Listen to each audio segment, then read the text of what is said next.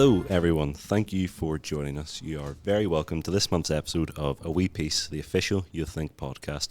It's now December, Advent has begun, and we are officially on the countdown to Christmas. And today we're going to talk about just that. So today I'm joined by Aidan McGeough and Philip McQuade, two youth workers from the Youth Think staff team. And we're going to be hearing a bit from them about the significance of the Advent season within youth work and how we can use this run up to Christmas as an opportunity for young people to reconnect with Christ through their churches. So we'll start with yourself, Phil. Can you just tell us a little bit about yourself, how you got into youth work, your background, and your own memories of Advent and the Christmas season?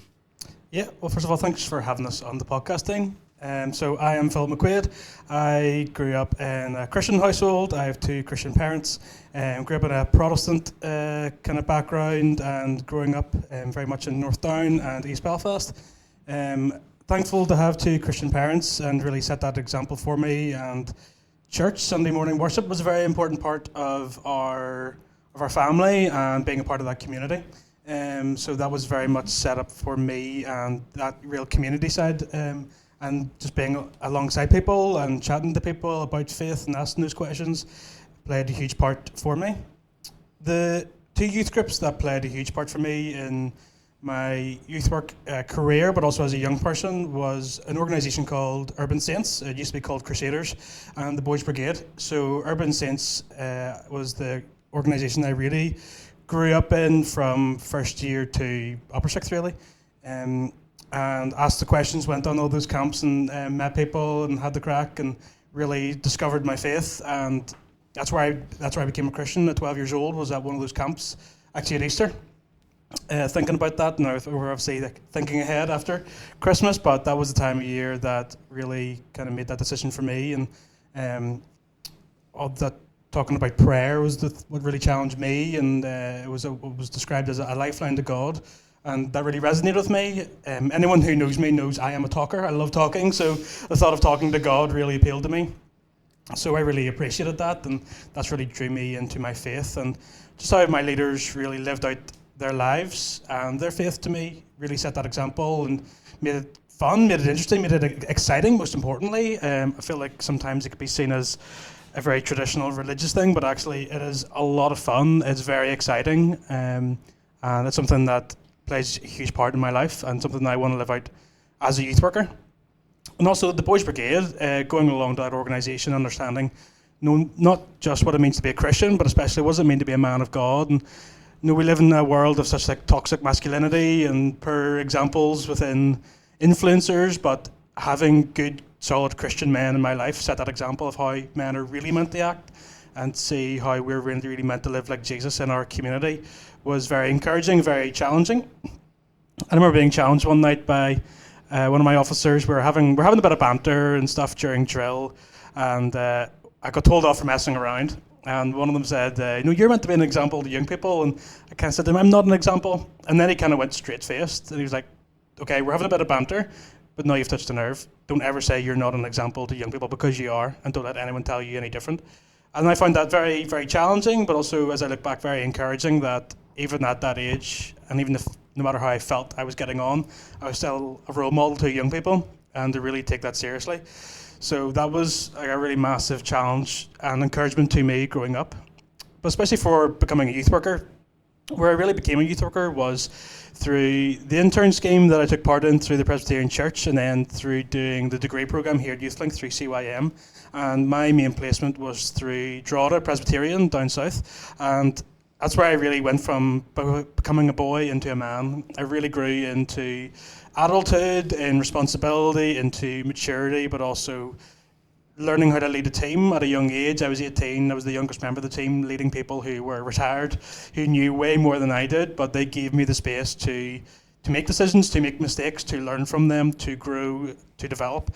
And working in such a multicultural area as well, to learn how to take in different backgrounds, different faith beliefs, to work with that was really interesting and really encouraging and helping to me grow into the youth worker and the man I am now, but also what I am still growing into, I believe.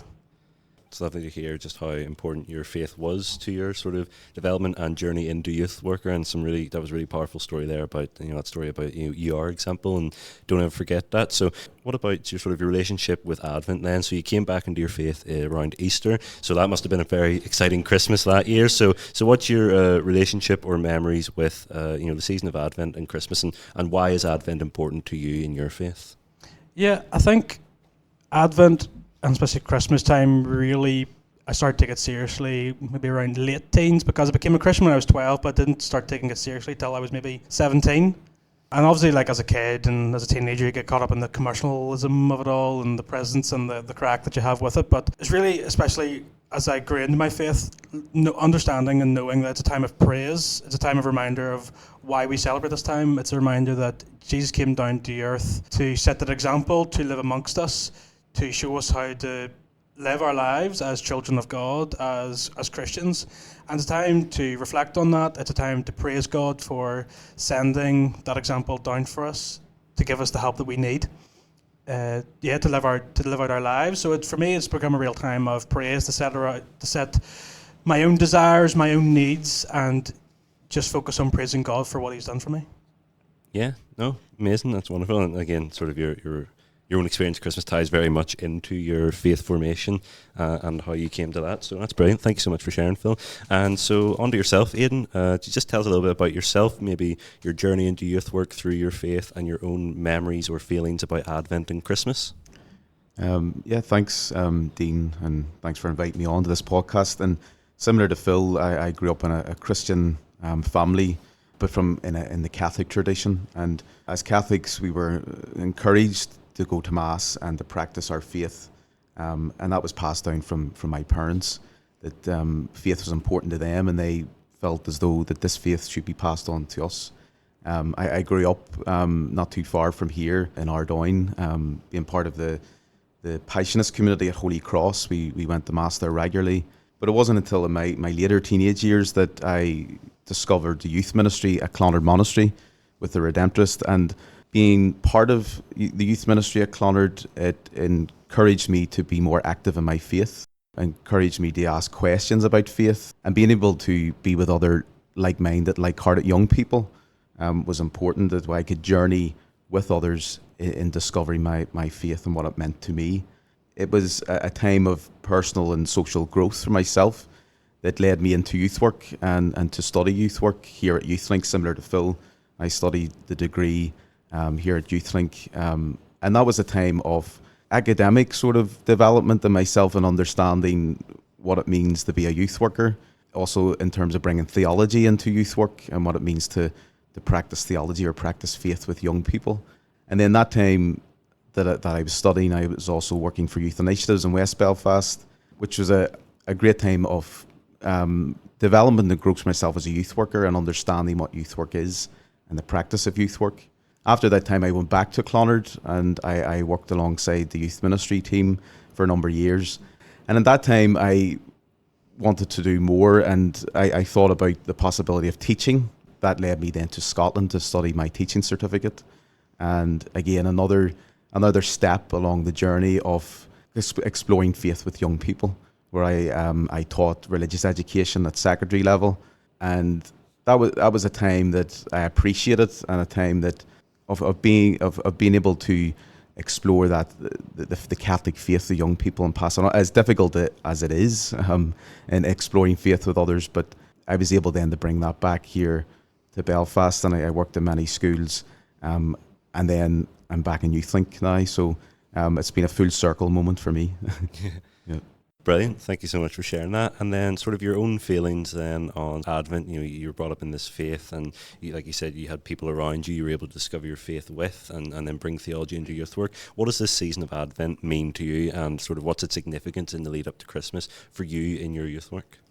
Yeah, I'd say, in the Catholic tradition, there's very much that contemplation and prayer and thinking of oneself or preparing oneself for Christmas, for the birth of Jesus. And it means that we light candles in the church through the Advent wreath. Each candle that is lit for the 4 weeks leading up to Christmas, representing the themes of hope, peace, love and joy. and how can we practice these themes in our lives? How can we live out these themes?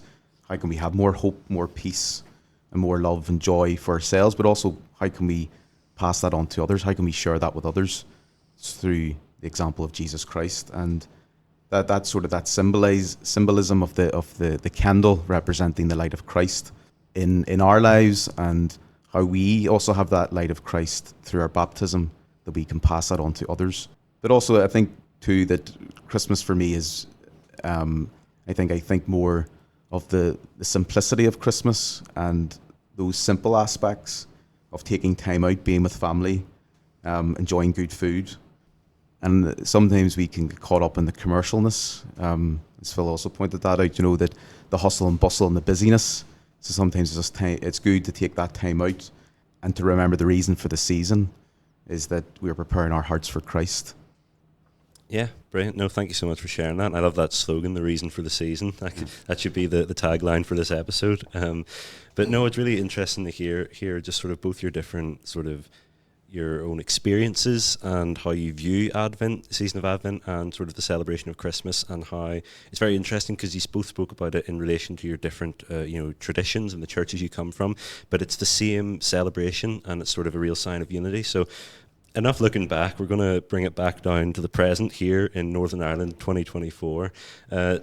Society's changed a lot. You sort of touched on it when you were speaking, Phil, about the influencers we have now. There's so many different examples being put out there, and so many different voices to hear from. And as the world grows and there's more communications and there's more podcasts, there's so many voices, and the waters start to become a bit muddy. So I suppose I'll just ask you, from your work, you are both currently working with groups of young people. Do you think Advent and Christmas still holds as much of an impact as it did for these young people? You both spoke about, obviously, how important it was to you and important to your sort of faith traditions. But in 2024, where maybe young people aren't as strong in their faith and there maybe isn't as much faith shared among the young people, especially here in Northern Ireland, where we can be really split in our faith, do you think it still holds as much of an impact as it did? And how can youth work use this time of Advent to its advantage? Because sometimes, like you say, the commercialism, I'm sure that's still very much relevant now, here today. People are caught up in that, and what am I getting for Christmas? But yeah, just a bit on that. So whoever wants to jump in, just, how can youth work best use this time to reach out to young people? I think when you're younger, you think of Santa Claus and the gifts, and there's that excitement. We all remember as children, that excitement of writing our Christmas list. And I remember as a kid, the Arcus catalogue, you would have circled your gifts that you wanted, and you hoped that Santa would bring those things, with the kind of maybe glare from your parents. Do you not think that's a bit too dear? But I think as you get older and you start to appreciate the more simple things. Like a pair of socks is the best gift for men, especially. But yeah, it's a season of associated with buying gifts, maybe the latest fashion, socializing, dinners, and getting married. But I think for young people, there's a great opportunity to help young people appreciate all that they have and give thanks for the gift of family, those people in our lives who are important to us, and those small things we take for granted. I think now that it's about the people we have around us at Christmas, those people in our lives, rather than the materialism.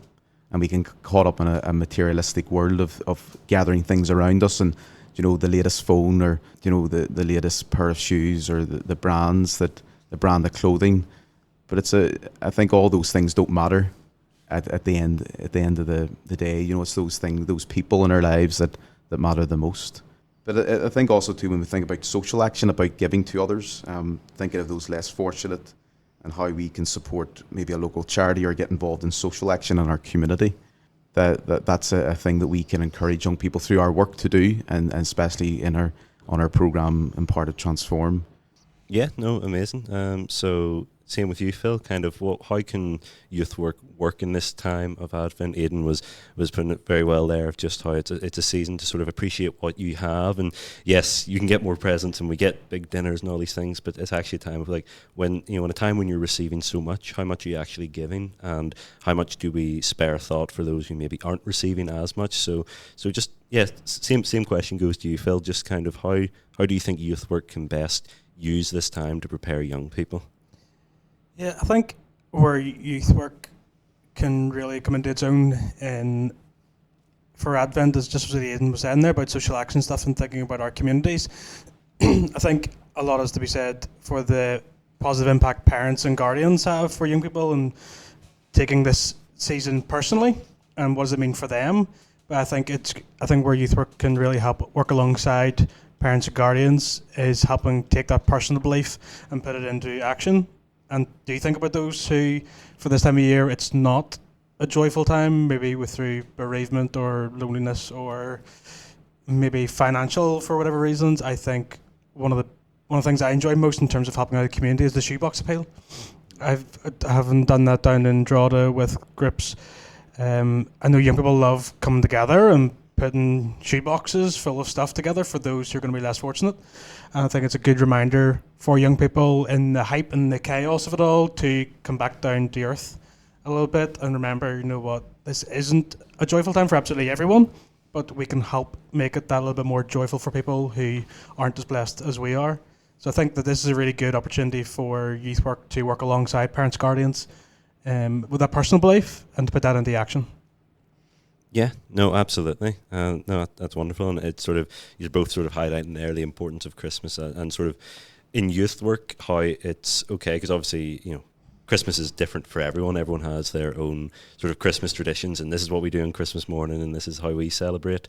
But these are both really talking about how youth work in this time is a real sort of tool for action, social action, as you say, and sort of bringing young people sort of to give more at Christmas. And that's a brilliant thing, because especially for young people, it's that's almost when it's the most about Christmas. What am I getting? What's going to be coming at Christmas? So it's really amazing that you both have this view of you think is a real social tool for social justice sort of at this time. And sort of just on touching on that, on everyone has their different traditions with Christmas. One of the things I find very amazing and unique here at Youth Think is that we're an interfaith Christian organisation, and we very much promote this unity of churches in our youth work, and we always have. And I've always thought what's so special about seasons like Advent and Christmas is, so even as you were saying there, Aidan, you're from the Catholic tradition, Phil, you're from the Protestant tradition, but we both still we all celebrate Christmas, we all celebrate Advent, and maybe the traditions look different in our churches. You were touching there, Aidan, about the Advent wreath in the Catholic Church, and there's different ways our churches celebrate it, but it's the same thing we're celebrating. So I'd love to hear your thoughts about, especially in Northern Ireland, where in Youth Think's youth work we are really trying to approach this sort of sectarian religious divide in Northern Ireland through youth work and through interchurch youth work at that. So I'd just love to hear your thoughts on sort of how can we show these young people that, look, it doesn't, because maybe some young people be like, oh, we don't like the Advent wreath, only Catholics do that, or when these differences come down, how can we show, like, well, look, we're all Christian, we all share in this celebration of Christ coming into the world. We all prepare for this celebration, and even if our different churches prepare in different ways, I'd just love to hear your thoughts on sort of like the relevancy that Advent has in unifying the churches, that actually we all believe in the same Jesus Christ who came on Christmas. Yeah, I think, that we have to be reminded of the mission of Jesus Christ and the reason for Jesus being sent into the world. As Christians, we're reminded of the mission of Jesus into the world to bring salvation to his people. And it is that waiting or anticipation of the coming of Christ born into our world, but also a time for Christ to be born anew in our hearts. How can we be of service to others, as Jesus was service? He came to serve, not to be served. And how can we be that example to others? Even in the Catholic tradition, Advent being a season of hope, Catholics would normally prepare themselves through the sacrament of confession, a way of preparing themselves for God coming into the world, a need for God's mercy, and that through Jesus we have that grace. the God is Emmanuel, that God is with us, that he humbled himself to be vulnerable in the child Jesus, born in a manger, born into poor conditions. And I think that's why at Christmas we're also reminded to look out for others, and to even social action through raising money for charity, like the shoebox appeal, the hamper appeals, the volunteering maybe at the soup kitchen, thinking of those people that are less fortunate. It's also a time to reflect that what we can do for others, to put our faith into action, like feeding the hungry, welcoming the stranger, looking after the sick. A time to encourage young people to be of service to one another, and to embody the gospel in their everyday lives. Thank you very much, Aidan. And just kind of, Phil, I suppose we'll move it on to you. And just, Aidan was sharing a bit there, sort of, about how the Catholic Church prepares, the sacrament of confession, very, that's unique to the Catholic Church, and how it prepares them, and how the season of Advent becomes a preparation for them. And I suppose just what sort of from your Protestant tradition, what would be the differences then in sort of preparing for Advent? How would your church prepare for Advent? What does Christmas mean to you? How does the lead up to Christmas look for you in your church? And I'd be interested just to hear your side and hear what unity there is there. Yeah, I think in the Protestant tradition, praise and worshipping God for sending Jesus, and that reminder, and definitely not just thinking about this time of year, but also what's going to be coming up in a few months' time of Easter. And we celebrate this time in line with Easter because Jesus came down to die for us, to save us from our sins, and that's why we obviously have Easter. And I think that we need to remember Easter at Christmas. I personally try to do that as well, because I think sometimes we can just make it into a nice little nativity story of, didn't Jesus come down? Isn't that great? But remember why he came down? He came down to be a sacrifice for us. So praising God and taking time aside to putting our needs and desires and what we would like God to answer for our prayers, set that aside for a bit and start going, let's be thankful for God who does hear our prayers, who does listen to us, but ultimately sent Jesus to us. And a time for community to come together, to worship together, to support each other through that, because we all know it's not an easy time of year financially for people. People do feel under a lot of stress, and the importance of going, this is a time of year that is bigger than just the commercialism of it all. Don't get caught up in that. Be humble yourselves. Remember why we have this.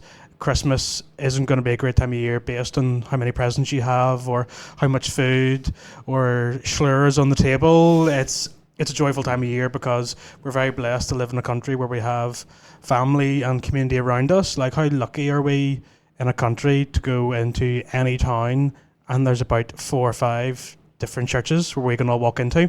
And what excites me most about Christmas is that all these churches come together and remember why we have our faith. This is the core of what we believe in the Christian faith, is that that God is the only God, and he sent his son down for us. And it really excites me to see people coming together.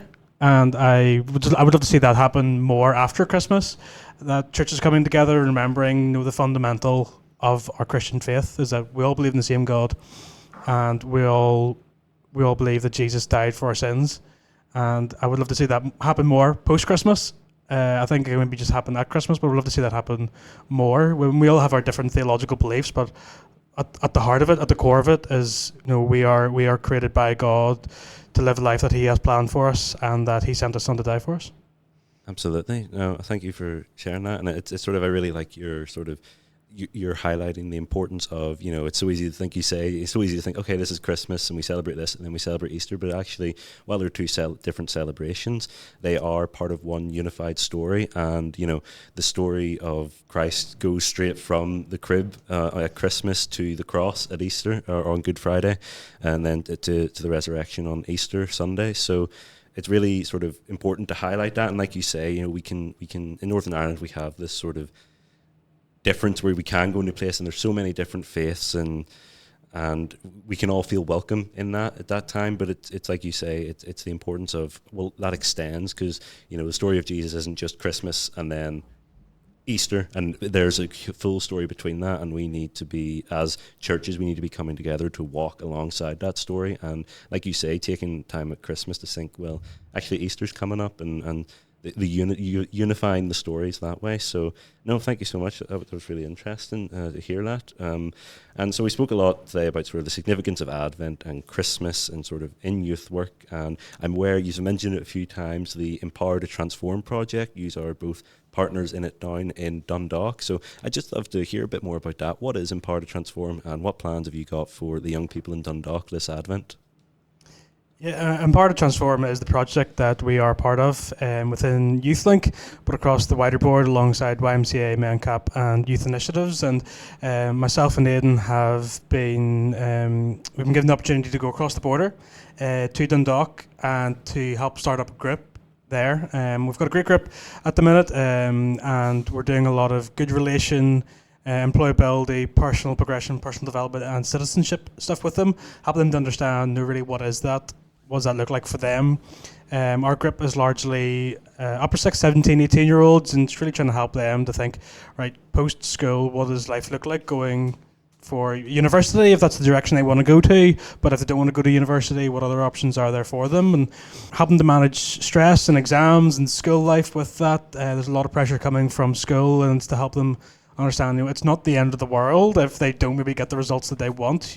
There's loads of different options for them to go and do and to try new things. And youth work is very much a growing occupation in the South, and it is growing, which is very exciting, and we're very excited to be a part of that and to help encourage other youth workers and especially other churches in their youth work, in their youth ministry. And that's what we want to do as well, not just with our own group, but we want to link out into the wider community of Dundalk and make our presence known, because we want to help the town, the area out, and any young people who would like something else that isn't maybe sport related or school related, but to come and to learn, have new opportunities, to learn more about themselves and others. This is a place for them to come to. So we've been very excited to be down there and to be within this area. Brilliant. And then sort of on to you, Aidan, it's amazing work you're doing down in Dundalk, and I was aware he's had a Halloween party not too many weeks ago. So what's on the agenda for Advent, for Christmas? What have you got planned for the young people, or what are you thinking about? Yeah, so just recently we've started to look at how we can do social action in our local community. So we've identified recently of the various charities and organisations that help people in different aspects of their lives throughout in Dundalk, and it's about how can we as a group, as young people, as a programme, how can we reach out to those organisations, those charities, to assist them through fundraising, through volunteering, and other social action initiatives. And alongside that, we're going to be running the NUA programme, so the NUA Christmas programme that is looking at a new perspective of faith, a new perspective of what Christmas means to young people, and what is Christmas to them, looking at the commercial side of Christmas, but also looking at sort of the roots of where did the celebration of Christmas come from, and that idea of Jesus being the Messiah coming into the world for the Jewish people, the long-awaited Messiah. So it looks at sort of those Jewish roots and the Christian roots, but also at the commercialness of Christmas. And I think this is a good time for us to start to explore those as you say, faith traditions, our values, our own beliefs, and what is their opinion. So we want to create a space that young people can discuss with each other, to journey with each other, and exploring what it all means to them, and also thinking of their own family traditions at Christmas. What is the things that they appreciate in their lives. So I think it's a time to reflect and to think and discuss with each other. But again, we'll also have fun quizzes and games, and of course food to go along with it all. So Brilliant. So all the hallmarks of a good Christmas then. Yeah. No, it's amazing to hear. It's just sort of, you spoke the importance of social action and using Advent as that time earlier, and it's great to hear that you are doing that down Dundalk, and you think are very much practicing what they preach. So I'm afraid that's all we have time for today. I'd like to thank you both for coming on the show. I'd like to thank everyone for tuning in to this episode of A Wee Piece. If you enjoyed this, why not give it a share, leave us a good review on wherever you're listening, and yeah, we'll be back with our our new podcast in the new year. So from all of us here at You Think, we wish you a very Merry Christmas and a new year full of many blessings.